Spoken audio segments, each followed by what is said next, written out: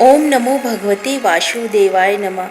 श्री हरि की कृपा आप सभी भक्तगणों पे श्रद्धा बनी रहे। आज की इस वीडियो में हम सुनाने जा रहे हैं बृहस्पतिवार व्रत कथा, पूजा विधि एवं आरती। वीडियो पसंद आए तो प्लीज लाइक करें, शेयर करें एंड चैनल पे नए हैं तो सब्सक्राइब करें। आइए श्रवण करते हैं बृहस्पतिवार व्रत की विधि।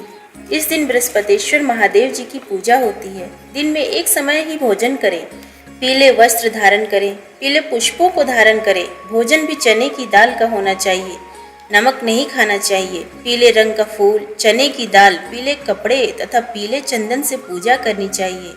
पूजन के पश्चात कथा सुननी चाहिए। इस व्रत के करने से बृहस्पति जी अति प्रसन्न होते हैं तथा धन और विद्या का लाभ होता है। इष्टों के लिए यह व्रत अति आवश्यक है। इस व्रत में केले का पूजन होता है। बृहस्पतिवार व्रत कथा। प्राचीन समय की बात है। भारत में एक राजा राज्य करता था। वह बड़ा प्रतापी तथा दानी था। वह नित्य प्रति मंदिर में भगवत दर्शन करने जाता था। वह ब्राह्मण और गुरु की सेवा किया करता था। उसके द्वार से कोई भी याचक निराश होकर नहीं लौटता था। वह प्रत्येक गुरुवार को व्रत रखता एवं पूजन करता था। हर दिन गरीबों की सहायता करता था। परंतु यह सब बातें उसकी रानी को अच्छी नहीं लगती थी। वह न व्रत करती और न किसी को एक भी पैसा दान में देती थी। वह राजा से भी ऐसा करने को मना किया करती थी। एक समय की बात है कि राजा शिकार खेलने वन को चले गए। घर पर रानी और दासी थी। उस समय गुरु बृहस्पति साधु का रूप धारण कर राजा के दरवाजे पर भिक्षा मांगने आए। साधु ने रानी से भिक्षा मांगी तो वह कहने लगी, हे साधु महाराज, मैं इस दान और पुण्य से तंग आ गई हूँ। इस कार्य के लिए तो मेरे पतिदेव ही बहुत हैं। अब आप ऐसी कृपा करें कि सारा धन नष्ट हो जाए तथा मैं आराम से रह सकूं। साधु रूपी बृहस्पति देव ने कहा, हे देवी, तुम बड़ी विचित्र हो। संतान और धन से कोई दुखी नहीं होता है, इसको सभी चाहते हैं। पापी भी पुत्र और धन की इच्छा करता है। अगर तुम्हारे पास धन अधिक है तो भूखे मनुष्यों को भोजन कराओ, प्याऊ लगवाओ, ब्राह्मणों को दान दो, धर्मशालाएं बनवाओ, कुआं, तालाब, बावड़ी, बाग, बगीचे आदि का निर्माण कराओ तथा निर्धनों की कुंवारी कन्याओं का विवाह कराओ। साथ ही यज्ञादि करो। इस प्रकार के कर्मों से आपके कुल का और आपका नाम परलोक में भी सार्थक होगा एवं तुम्हें भी स्वर्ग की प्राप्ति होगी। परंतु रानी साधु की इन बातों से खुश नहीं हुई। उसने कहा, हे साधु महाराज, मुझे ऐसे धन की आवश्यकता नहीं जिसको मैं अन्य लोगों को दान देती फिरूं तथा जिसको रखने और संभालने में ही मेरा सारा समय नष्ट हो जाए। साधु ने कहा, हे देवी, यदि तुम्हारी ऐसी ही इच्छा है तो जैसा मैं तुम्हें बताता हूँ तुम वैसा ही करना।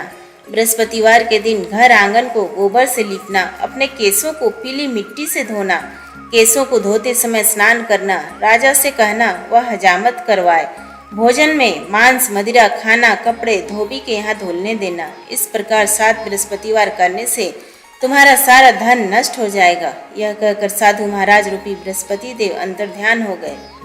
रानी ने साधु के कहने के अनुसार 7 बृहस्पतिवार तक वैसा ही करने का विचार किया। साधु के बताए अनुसार कार्य करते हुए केवल 3 बृहस्पतिवार ही बीते थे कि उसकी समस्त धन संपत्ति नष्ट हो गई। भोजन के लिए दोनों समय परिवार तरसने लगा तथा सांसारिक भोगों से दुखी रहने लगा। तब राजा रानी से कहने लगा कि हे रानी, तुम यहाँ पर रहो, मैं दूसरे देश को जाता हूँ, क्योंकि यहाँ पर मुझे सभी मनुष्य जानते हैं, इसलिए मैं यहाँ पर कोई काम नहीं कर सकता। मैं अब परदेश जा रहा हूँ, वहाँ कोई काम धंधा करूँगा, शायद हमारे भाग्य बदल जाए। ऐसा कहकर राजा परदेश चला गया। वह वहाँ जंगल से लकड़ी काट कर लाता और शहर में बेचता। इस तरह जीवन व्यतीत करने लगा। इधर राजा के बिना रानी और दासियां दुखी रहने लगी। किसी दिन भोजन मिलता और किसी दिन जल पीकर ही रह जाती। एक समय रानी और दासियों को 7 दिन बिना भोजन के व्यतीत करने पड़े तो रानी ने अपनी दासी से कहा, हे दासी, यहाँ पास में ही नगर में मेरी बहन रहती है, वह बड़ी धनवान है, तो उसके पास जा और वहाँ से 5 सेर बेझर मांग कर ले आ, जिससे कुछ समय के लिए गुजारा हो जाएगा। दासी रानी की बहन के पास गई। रानी की बहन उस समय पूजा कर रही थी। बृहस्पतिवार का दिन था। दासी ने रानी की बहन से कहा, हे रानी, मुझे आपकी बहन ने भेजा है, मुझे 5 सेर बेझर दे दो। दासी ने यह बात अनेक बार कही, परंतु रानी की बहन ने कोई उत्तर नहीं दिया, क्योंकि वह उस समय बृहस्पतिवार की कथा सुन रही थी। जब दासी को रानी की बहन ने कोई उत्तर नहीं मिला तो वह बहुत दुखी हुई। उसे क्रोध भी आया। वह लौटकर रानी से बोली, हे रानी, आपकी बहन बहुत ही घमंडी है, वह छोटे लोगों से बात भी नहीं करती। मैंने उससे कहा तो उसने कोई उत्तर नहीं दिया। मैं वापस चली आई। रानी बोली, हे दासी, इसमें उसका कोई दोष नहीं है। जब बुरे दिन आते हैं तब कोई सहारा नहीं देता। अच्छे बुरे का पता विपत्ति में ही लगता है। जो ईश्वर की इच्छा होगी वही होगा।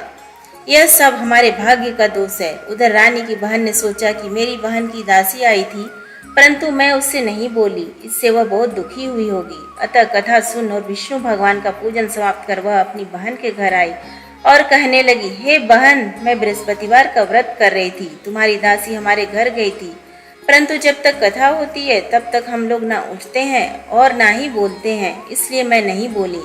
कहो दासी, क्यों गई थी? रानी बोली, हे बहन, हमारे घर अनाज नहीं था। वैसे तुमसे कोई बात छिपी नहीं है, इस कारण मैंने दासी को तुम्हारे पास 5 सेर बेजर लेने के लिए भेजा था। रानी की बहन बोली, बहन देखो, बृहस्पति भगवान सबकी मनोकामना पूर्ण करते हैं। देखो, शायद तुम्हारे घर में ही अनाज रखा हो। यह सुनकर दासी घर के अंदर गई तो वहां उसे एक बड़ा बेझर का घर भरा मिला। उसे बड़ी हैरानी हुई, क्योंकि उसने एक एक बर्तन देख लिया था। उसने बाहर आकर रानी को बताया। दासी अपनी रानी से कहने लगी, हे रानी, देखो, वैसे हमको जब अन्न नहीं मिलता तो हम रोज ही व्रत करते हैं। अगर इनसे इस व्रत की विधि और कथा पूछ ली जाए तो उसे हम भी कर लिया करेंगे। दासी के कहने पर रानी ने अपनी बहन से बृहस्पतिवार व्रत के बारे में पूछा। उसकी बहन ने बताया, हे रानी बहन, बृहस्पतिवार को सूर्योदय से पूर्व उठकर स्नान करके बृहस्पतिवार का व्रत करना चाहिए, लेकिन उस दिन सिर नहीं धोना चाहिए। बृहस्पतिवार के व्रत में चने की दाल और मुनक्कों से विष्णु भगवान का केले के वृक्ष की जड़ से पूजन करें तथा दीपक जलाएं। उस दिन एक ही समय भोजन करें। भोजन पीले खाद्य पदार्थ का करें तथा कथा सुने। इस प्रकार करने से गुरु भगवान प्रसन्न होते हैं, अन्न पुत्र धन देते हैं। इस तरह व्रत और पूजन की विधि बताकर रानी की बहन अपने घर लौट गई। रानी और दासी दोनों ने निश्चय किया कि वे बृहस्पति देव भगवान का पूजन जरूर करेंगी। 7 दिन बाद जब बृहस्पतिवार आया तो उन्होंने व्रत रखा। घुड़साल में जाकर चना और गुड़ बीन लाई तथा उसकी दाल से केले की जड़ में भगवान विष्णु की पूजन की। अब भोजन कहाँ से आए? दोनों बड़ी दुखी हुई, परंतु उन्होंने व्रत किया था, इस कारण बृहस्पति देव प्रसन्न थे। वे एक साधारण व्यक्ति के रूप में 2 थालों में सुंदर पीला भोजन लेकर आए और दासी को देकर बोले, हे दासी, यह भोजन तुम्हारे और रानी के लिए है, तुम दोनों करना। दासी भोजन पाकर बड़ी प्रसन्न हुई और रानी से बोली, रानी जी, भोजन कर लो। रानी को भोजन आने के बारे में कुछ पता नहीं था, इसलिए वह दासी से बोली, जा तू ही भोजन कर, क्योंकि तू हमारी व्यर्थ में हंसी उड़ाती है। दासी बोली, एक व्यक्ति अभी भोजन दे गया है। रानी कहने लगी, वह भोजन तेरे लिए ही दे गया है, तू ही भोजन कर। दासी ने कहा, वह व्यक्ति हम दोनों के लिए 2 थालों में भोजन दे गया है, इसलिए मैं और आप दोनों ही साथ साथ भोजन करेंगे। फिर दोनों ने गुरु भगवान को नमस्कार कर भोजन प्रारंभ किया। उसके बाद से वे प्रत्येक बृहस्पतिवार को गुरु भगवान का व्रत और पूजन करने लगी। बृहस्पति भगवान की कृपा से उनके पास धन हो गया, परंतु रानी फिर पहले की तरह से आलस्य करने लगी। तब दासी बोली, देखो रानी, तुम पहले भी इस प्रकार आलस्य करती थी, तुम्हें धन के रखने में कष्ट होता था, इस कारण सभी धन नष्ट हो गया। अब गुरु भगवान की कृपा से धन मिला है तो फिर तुम्हें आलस्य होता है। बड़ी मुसीबतों के बाद हमने यह धन पाया है, इसलिए हमें दान पुण्य करना चाहिए। तुम भूखे मनुष्यों को भोजन कराओ, प्याऊ लगवाओ, ब्राह्मणों को दान दो, कुआं, तालाब, बावड़ी आदि का निर्माण करवाओ, मंदिर पाठशाला बनवाकर दान दो, कुंवारी कन्याओं का विवाह करवाओ, धन को शुभ कार्यों में खर्च करो, जिससे तुम्हारे कुल का यश बढ़े तथा स्वर्ग प्राप्त हो और पितृ प्रसन्न हो। दासी की बात मानकर रानी ने इसी प्रकार के कर्म प्रारंभ किए, जिससे उनका यश काफी फैलने लगा। एक दिन रानी और दासी आपस में विचार करने लगी कि न जाने राजा किस दशा में होंगे, उनकी कोई खोज खबर नहीं है। गुरु भगवान से उन्होंने प्रार्थना की और भगवान ने रात्रि में राजा को स्वप्न में कहा, हे राजा, उठ, तेरी रानी तुझको याद करती है, अब अपने देश को लौट जा। राजा प्रातः काल उठकर जंगल से लकड़ियां काटकर लाने के लिए जंगल की ओर चल पड़ा। जंगल से गुजरते हुए वह सोचने लगा, रानी की गलती से कितने दुख भोगने पड़े। राजपाट छोड़कर उसे जंगल में आकर रहना पड़ा। जंगल से लकड़ियां काटकर उन्हें बेचकर गुजारा करना पड़ा। उसी समय उस जंगल में बृहस्पति देव एक साधु का रूप धारण कर आए और राजा के पास आकर बोले, हे लकड़हारे, तुम इस सुनसान जंगल में किस चिंता में बैठे हो, मुझे बतलाओ। यह सुन राजा के नेत्र में जल भर आया और साधु की वंदना कर बोला, हे प्रभु, आप सब कुछ जानने वाले हैं। इतना कहकर राजा ने साधु को अपनी संपूर्ण कहानी सुना दी। महात्मा तो स्वभाव से ही दयालु होते हैं। वे राजा से बोले, हे राजा, तुम्हारी पत्नी ने बृहस्पति देव के प्रति अपराध किया था, जिसके कारण तुम्हारी यह दशा हुई। अब तुम किसी प्रकार की चिंता मत करो, भगवान तुम्हें पहले से अधिक धन देंगे। देखो, तुम्हारी पत्नी ने बृहस्पतिवार व्रत का प्रारंभ कर दिया है। अब तुम भी बृहस्पतिवार का व्रत करके चने की दाल व गुड़ और जल को लोटे में डालकर केले के पत्ते से भगवान विष्णु का पूजन करो। फिर कथा कहो या सुनो, भगवान तुम्हारी सब मनोकामनाओं को पूर्ण करेंगे। साधु को प्रसन्न देखकर राजा बोला, हे प्रभु, मुझे लकड़ी बेचकर इतना पैसा भी नहीं बचता जिससे भोजन करने के उपरांत कुछ बचा सकूं। मैंने रात्रि में अपनी रानी को व्याकुल देखा है। मेरे पास कोई साधन नहीं जिससे समाचार जान सकूं। फिर मैं बृहस्पतिवार की कौन सी कहानी कहूँ या सुनूं, मुझको तो कुछ भी मालूम नहीं है। साधु ने कहा, हे राजा, तुम किसी बात की चिंता मत करो। बृहस्पतिवार के दिन तुम रोजाना की तरह लकड़ियाँ लेकर शहर में जाओ। तुम्हें रोज से 2 गुना धन प्राप्त होगा, जिससे तुम भली भांति भोजन कर लोगे तथा बृहस्पति देव की पूजा का सामान भी आ जाएगा। बृहस्पति देव की कथा इस प्रकार है। प्राचीन काल में एक बहुत ही निर्धन ब्राह्मण था। उसके कोई संतान नहीं थी। वह नित्य पूजा पाठ करता, परंतु उसकी स्त्री बहुत मालिनता के साथ रहती थी। वह न स्नान करती, न किसी देवता का पूजन करती।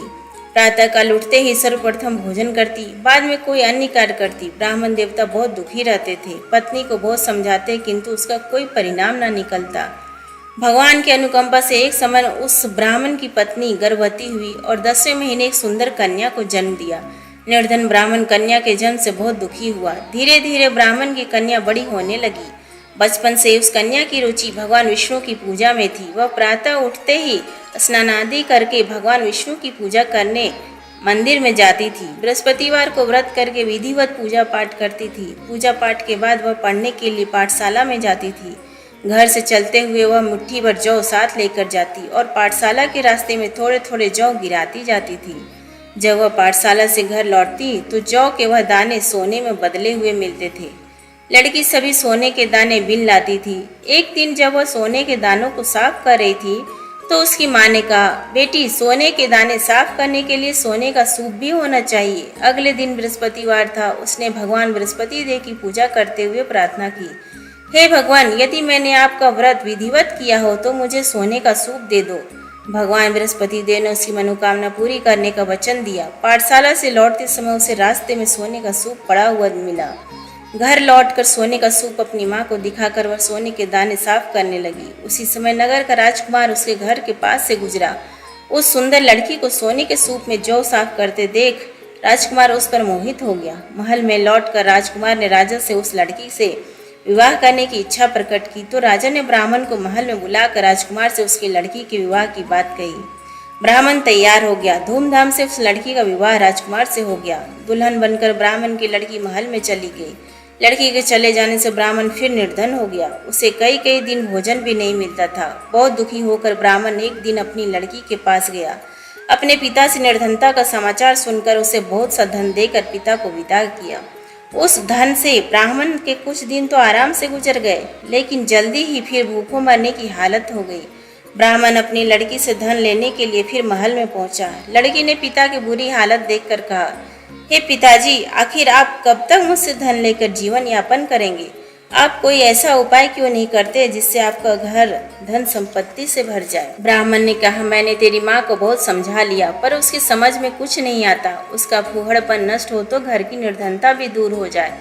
तब कुछ सोचकर लड़की ने पिता से कहा, पिताजी, आप कुछ दिनों के लिए माँ को मेरे पास छोड़ जाओ। जब तक कुछ सोचकर ब्राह्मण पत्नी को लड़की के पास महल में छोड़ आया। लड़की ने अपनी माँ से कहा, माँ, तुम कल प्रातः काल उठकर स्नान आदि करके भगवान बृहस्पति देव विष्णु जी की पूजा अवश्य करना। पूजा करने से तुम्हारी निर्धनता अवश्य दूर हो जाएगी। लेकिन उसकी माँ ने उसकी कोई बात नहीं मानी। तब क्रोधित होकर लड़की ने अपनी माँ को एक कक्ष में बंद कर दिया। सूर्योदय के समय माँ को उठाकर जबरदस्ती उसे स्नान कराया और फिर मंदिर में ले जाकर भगवान बृहस्पति देव की पूजा कराई। कुछ दिनों तक ऐसा करने से माँ की बुद्धि में परिवर्तन हुआ और वह स्वयं बृहस्पतिवार का व्रत रखने लगी।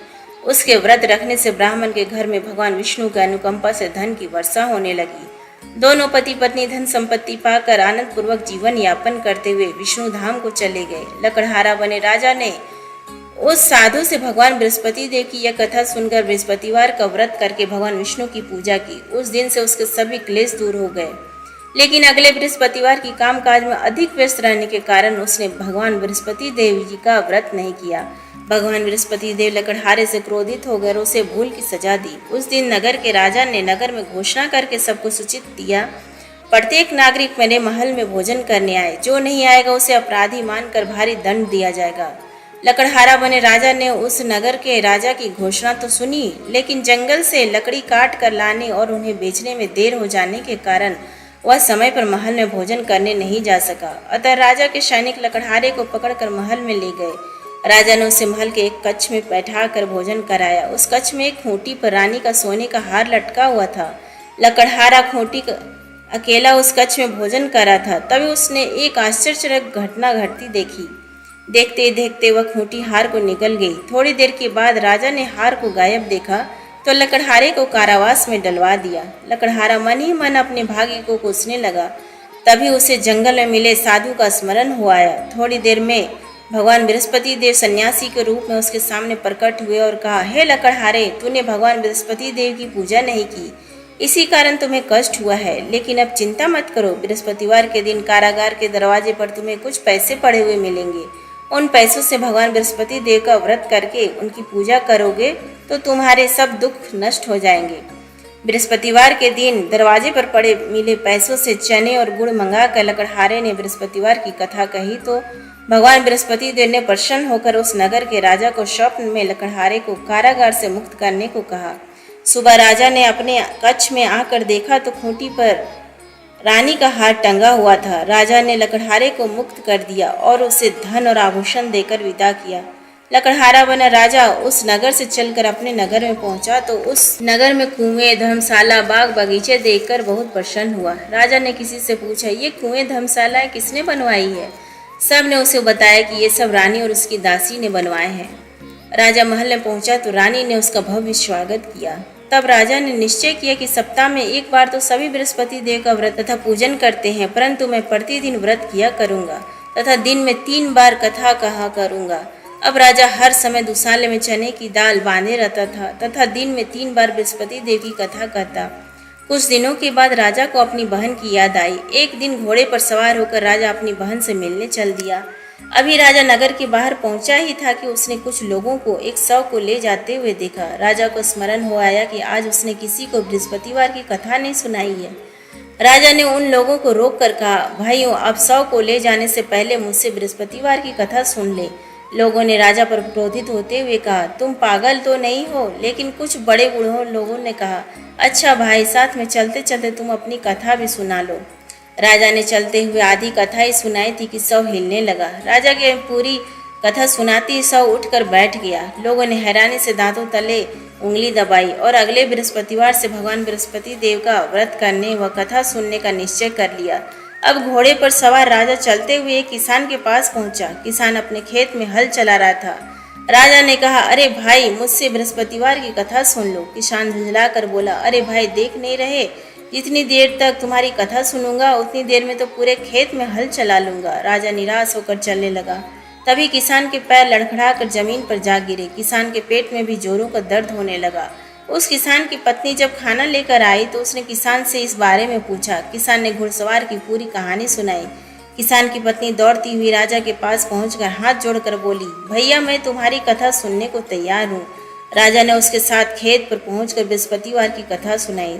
तभी बैल उठकर खड़े हो गए। किसान के पेट का दर्द भी तुरंत समाप्त हो गया। राजा अपनी बहन के घर पहुंचा तो उसकी बहुत आवभगत हुई। अगले दिन सुबह उठकर राजा ने देखा घर के सभी लोग भोजन कर रहे हैं। किसी भूखे को बृहस्पतिवार की कथा सुनाए बिना राजा भोजन नहीं करता था। उसने बहन से कहा, हे बहन, क्या घर में कोई ऐसा व्यक्ति नहीं है जिसने अभी तक भोजन नहीं किया हो? उसकी बहन बोली, भैया, हमारे घर में तो क्या, आपको पूरे नगर में कोई ऐसा व्यक्ति नहीं मिलेगा जिसने सुबह सुबह भोजन नहीं किया हो। तब राजा ने बहन के घर से निकलकर उस नगर में बिना भोजन किए व्यक्ति की तलाश की। एक गडरिये के घर में उसका बेटा बीमार होने के कारण भूखा रह गया था। राजा ने उसको जाकर बृहस्पतिवार की कथा सुनाई। कथा सुनते सुनते गडरिये का बीमार बेटा बिल्कुल ठीक हो गया। सबने राजा की बहुत प्रशंसा की। एक दिन राजा ने अपनी बहन से कहा, बहन, अब हम अपने घर को जाना चाहते हैं, तुम भी हमारे साथ चलो, कुछ दिन वहां रहकर लौट आना। राजा की बहन ने अपनी सास से पूछा तो सास ने ताने देते हुए कहा, बहू, मायके जाना हो तो अकेली जाना, मेरे पोतों को नहीं ले जाना। तुम्हारे भाई की कोई संतान नहीं है, कहीं तुम्हारी भाभी मेरे पोतों पर कोई जादू टोना न कर दे। दूसरे कक्ष में बहन की सास की बातें सुनकर राजा दुखी मन से अकेला ही अपने नगर को लौट आया। रानी ने राजा से कहा, आप तो अपनी बहन को साथ लाने की बात कहकर गए थे, फिर बहन को साथ क्यों नहीं लाए? तब राजा ने दुखी होते हुए कहा, हे रानी, हम निसंतान हैं, इसलिए कोई हमारे घर आना पसंद नहीं करता। रानी ने राजा को समझाया, हे प्राणनाथ, हमें बृहस्पति देव ने सब कुछ दिया है, अब भगवान बृहस्पति देव हमें संतान भी अवश्य देंगे। बृहस्पतिवार को विधिवत व्रत करते हुए राजा रानी ने भगवान बृहस्पति देव से संतान के लिए प्रार्थना की। कुछ दिनों के बाद उन्होंने स्वप्न में दर्शन देते हुए कहा, हे राजन, तेरी मनोकामना अवश्य पूरी होगी। एक सप्ताह बाद ही रानी गर्भवती हो गई। 10वें महीने रानी ने एक सुंदर पुत्र को जन्म दिया। राजा रानी जीवन पर्यंत बृहस्पतिवार व्रत का कथा करते और सुनते। उनके घर में धन की वर्षा होती रही। इस तरह आनंद पूर्वक जीवन यापन करते हुए राजा रानी भगवान बृहस्पति देव की अनुकंपा से मोक्ष को प्राप्त करके सीधे वैकुंठ धाम पहुंच गए। बृहस्पतिवार को विधिवत व्रत करके जो स्त्री पुरुष भगवान विष्णु की पूजा करते, भगवान उनकी सभी मनोकामनाएं पूरी करते हैं। बोलो विष्णु भगवान की जय।